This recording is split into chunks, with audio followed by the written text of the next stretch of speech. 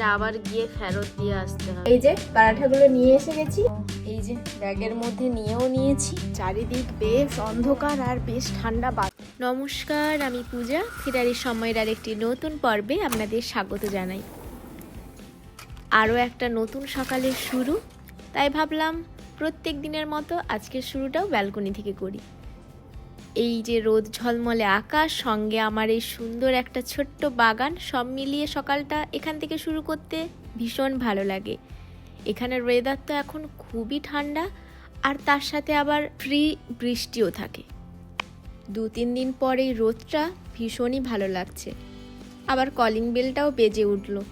চলুন গিয়ে দেখি দরজার বাইরে আবার কে অপেক্ষা করছে। বাপরে, কত জিনিস এসছে, দেখা যাক। এগুলো সব ওয়ালমার্টে অর্ডার দেওয়া ছিল, চলে এসছে। দেখি কি কি এসছে। তো এগুলো ভেতরে নিয়ে নিই, তারপর আপনাদের দেখাচ্ছি কি কি এসছে।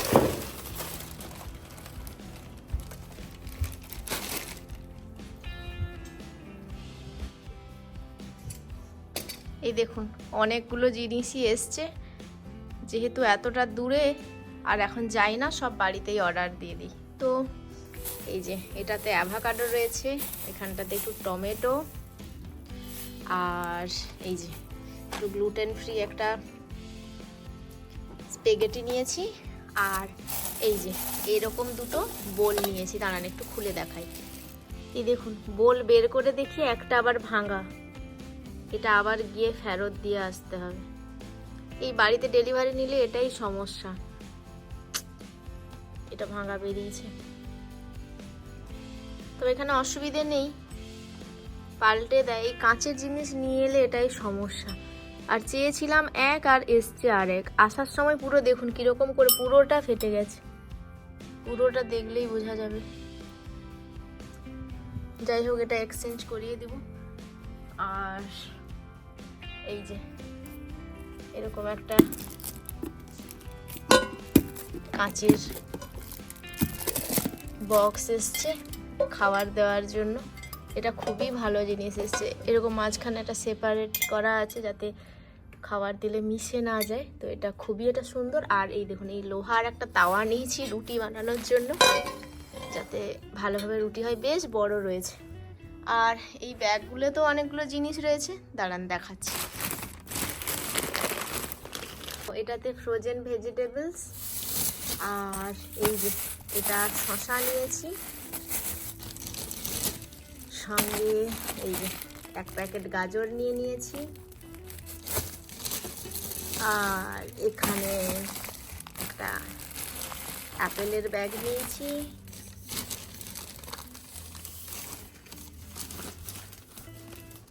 সঙ্গে এই যে এই ভুট্টার আটাটা রুটি খাই, তাই জন্য এটা একটা নিয়ে নিয়েছি। এটা ওই 1 কিলো 800 মতো আছে, তবে খুবই ভালো খেতে হয়, এই জন্য এটা একটা নিয়ে নিয়েছি।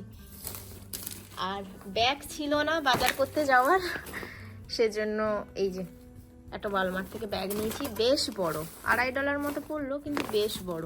একটু মন খারাপ হয়ে গেল এই বাটিটা ভাঙার জন্য, মানে এরকম যে ভাঙা আসবে বুঝতেই পারিনি। যাই হোক, এটা একটু চেঞ্জ করে দেব, বাদ বাকি তো সমস্ত জিনিসই ঠিক আছে। চলুন তাহলে জিনিসগুলো গুছিয়ে নিই। সকাল থেকে এখন পুরো বিকেল হয়ে গেছে।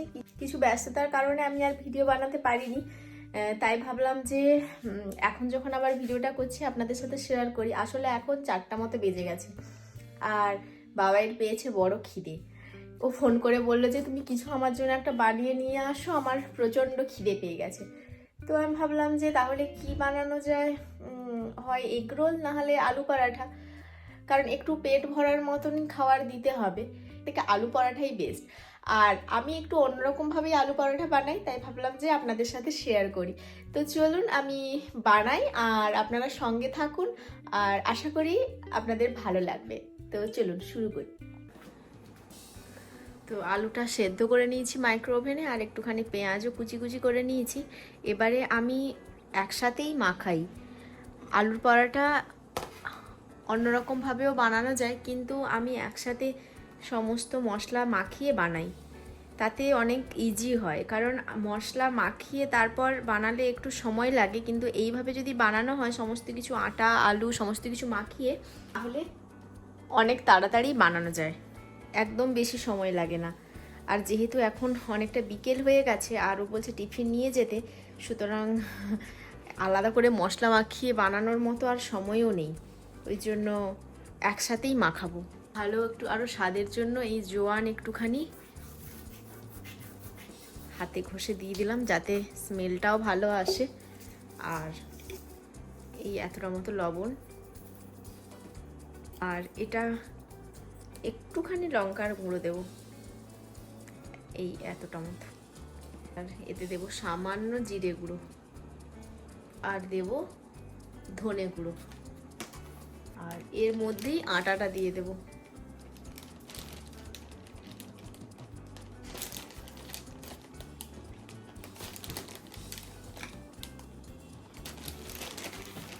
এবার এটা ভালো করে মাখিয়ে নিব। যেহেতু রুটি আমি ভালো বানাতে পারি না, সেই জন্য এটা মায়ের কাছ থেকেই শেখা, যে একসাথে এইভাবে করে করলে অনেক ভালো টেস্ট হয়। আর আগেও বানিয়ে দেখেছি, সত্যিই ভালো হয়। আজ যেহেতু বানাচ্ছি তাই ভাবলাম আপনাদের সাথে একটু শেয়ার করি। সকালের টিফিন বা রাতের খাবার হিসেবে কি সন্ধ্যের টিফিন হিসেবে এটা ভীষণ ভালো।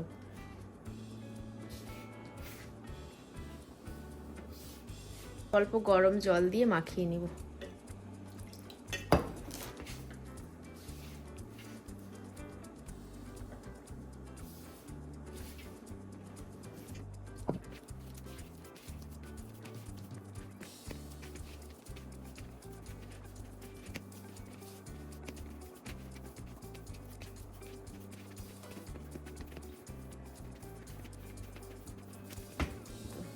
এটা এখন রেস্টে থাকুক। একটা ফ্রোজেন সবজি বের করে নিয়েছি, এর মধ্যে আছে বিনস, গাজর, মটরশুঁটি আর এটা কর্ন। তো এটা বের করে নিয়েছি, এটা তো কিনতেই পাওয়া যায় এরকম কাটিং সবজি, তো এখানে ভীষণই সুবিধা হয় রান্না করার সময়, কাটতে হয় না। আর এই যে আলু নিয়ে নিয়েছি, এটাই ভাজা করব, তাহলে পরোটার সাথে খেতেও ভালো লাগবে। চলুন তাহলে আলুটা কেটে নিই।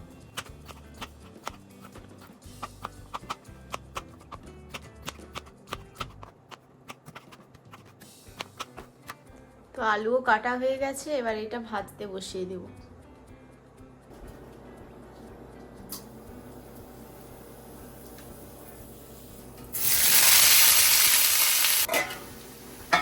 আলুগুলো প্রায় ভাজা ভাজা হয়ে গেছে, এবারে এই কাটা সবজিগুলো দিয়ে দেব।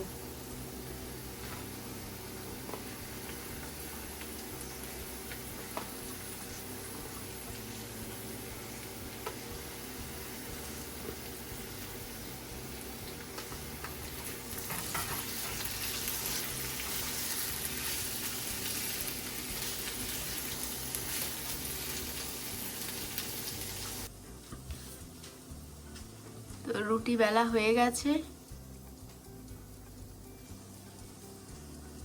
এবারে পরোটাগুলোকে ভেজে নিব। 4টে বানিয়েছি, পাতলা পাতলাই হয়েছে, তো এবারে এটা ভেজে নিব। তো তাওয়াও বসিয়ে দিয়েছি, এবারে অন করে দিই। তো এই ঘিটা আবার বানালাম,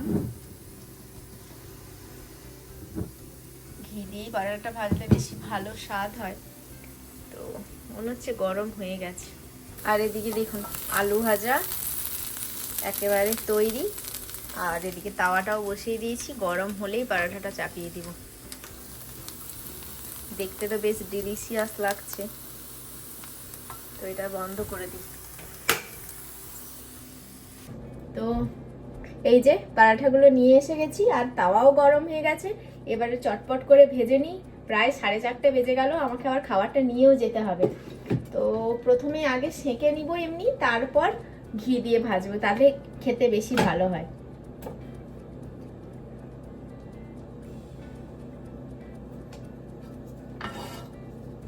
আর এখন তো এখানে একটু রোদ আবার কখন আবার বৃষ্টি, তো সেজন্য লুচি পরাঠা এইসব খেতে তো বেশ ভালোই লাগে। কারণ এমনি এখন সকালবেলা 5-6 ডিগ্রি টেম্পারেচার, মানে সারাদিনই ওই 10-11 এরকম থাকে। আর একটু ঠান্ডাতে তো এরকম লুচি পরোটা এগুলো ভালো লাগে। আর যেহেতু একটু ভারী খাবারও দেবো, সেই জন্য ভাবলাম প্রায় 4:30 বেজে গেছে, তাহলে একটু ভারী খাবার দিয়ে আসি। কারণ ওর তো আস্তে আস্তে আবার রাত 10টা-11টা এরকম হয়ে যায়, সেজন্যই একটু ভারী খাবার দেওয়ার চেষ্টা করি। আর ভাত তো খেয়ে গেছে।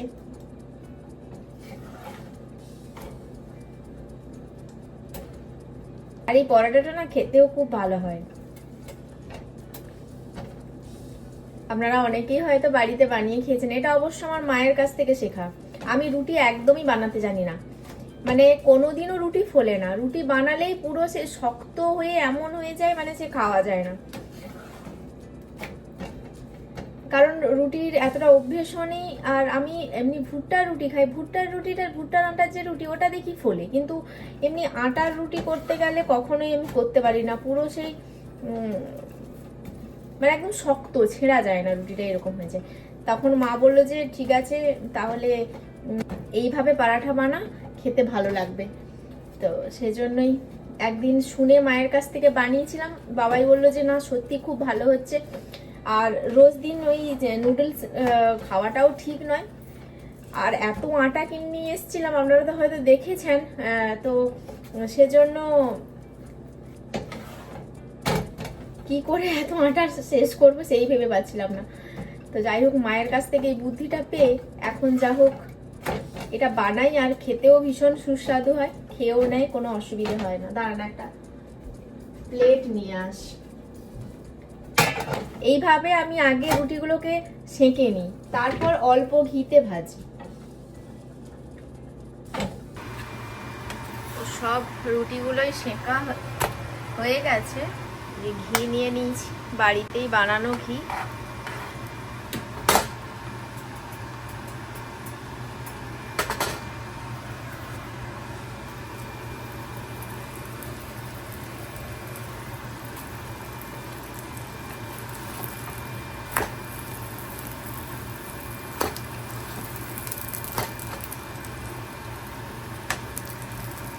এমনি তেলের থেকে ঘিতে বানালে আরো সুন্দর স্বাদ হয়।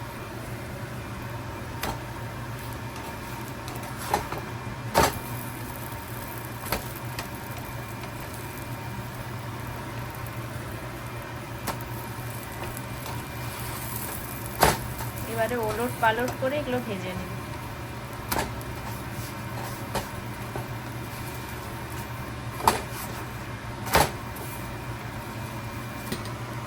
এগুলোতে আরেকটু উপর থেকে ঘি দিয়ে দেব।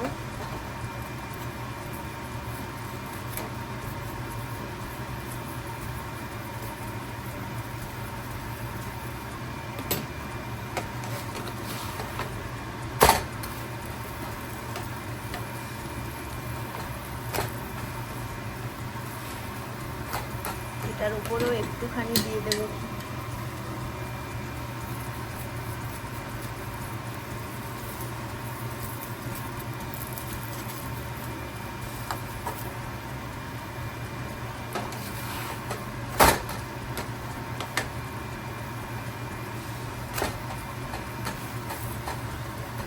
ভাজা হয়ে গেছে, এবার টিফিনটা প্যাক করে নিই। এখানে পরাঠাও হয়ে গেছে, এখানে আলুটাও ভাজা হয়ে গেছে।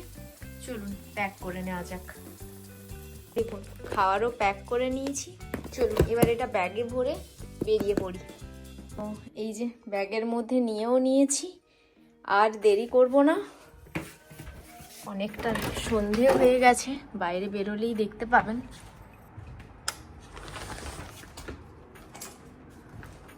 দরজাটা লাগিয়ে দিই।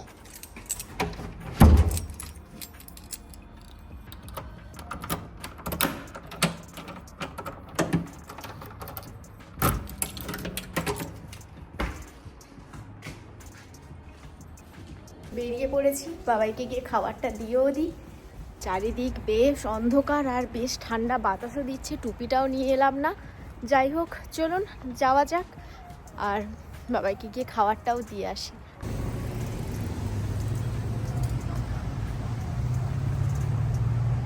প্রায় পৌঁছে গেলাম, বাবাই ল্যাব ওই যে দেখা যাচ্ছে। চলুন তাহলে যাওয়া যাক।